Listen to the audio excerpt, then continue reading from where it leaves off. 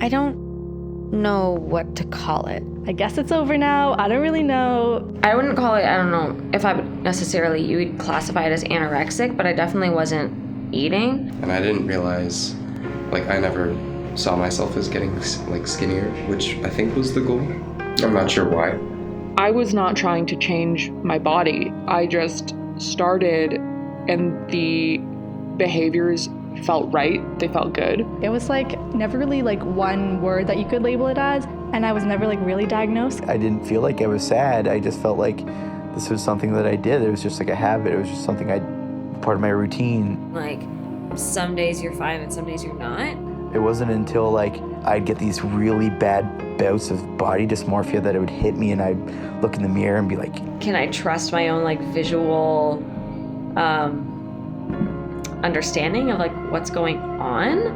Or am I seeing things correctly? People would try to be like, I promise what you're seeing is not real. And I get that, I appreciate that, but I don't think they understood that the effect of what I'm seeing is real.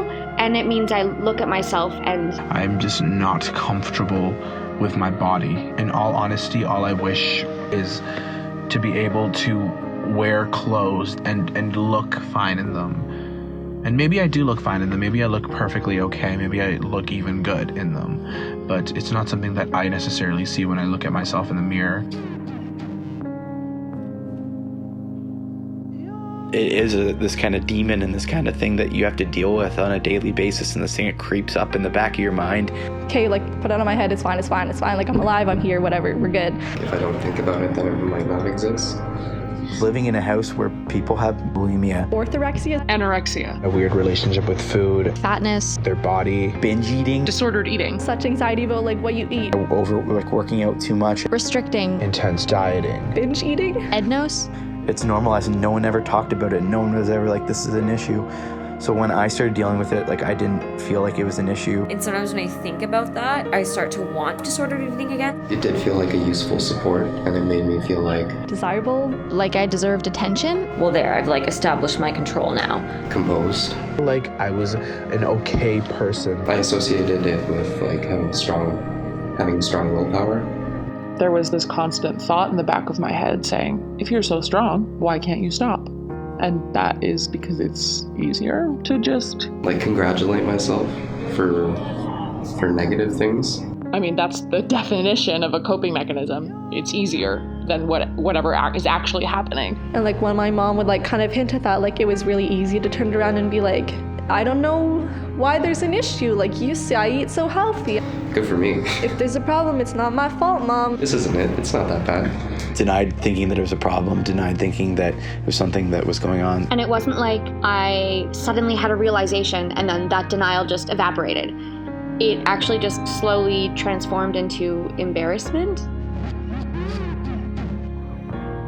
So recently I've been I need to step back, but saying that I need to step back is so hard. Those moments of doubt actually made me start thinking, oh God, was I faking it this whole time? That crap about, oh, if I was really sick, I wouldn't even consider recovery. It's weird, it's two halves of your brain being good for you, you've overcome this really bad thing that happened to you, and then the other half being my God, what's wrong with you now? You used to be so strong.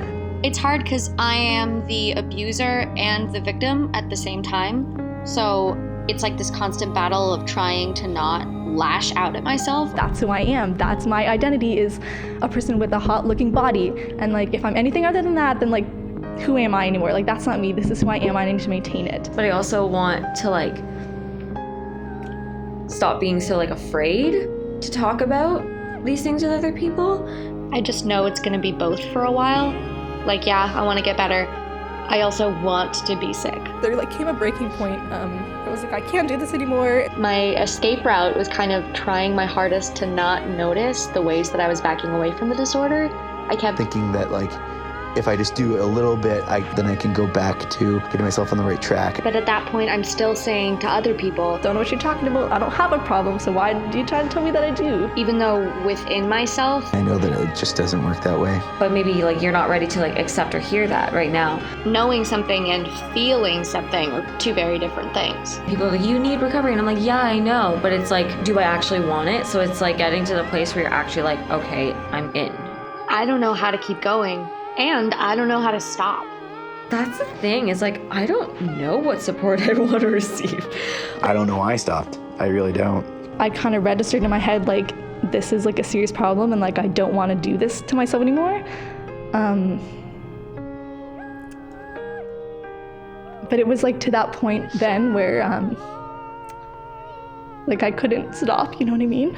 Like it was so mental at that point.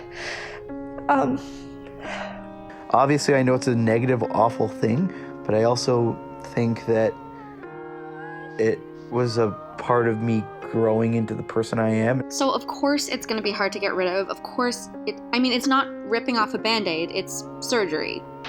If my disorder was a person in the room, I would tell it that I feel like I would be scared of the person in the room, but I would feel like sort of a desire, a lust for that person, you know, like almost like a bad ex-boyfriend. I would see them and I would lust for them, but I would walk myself out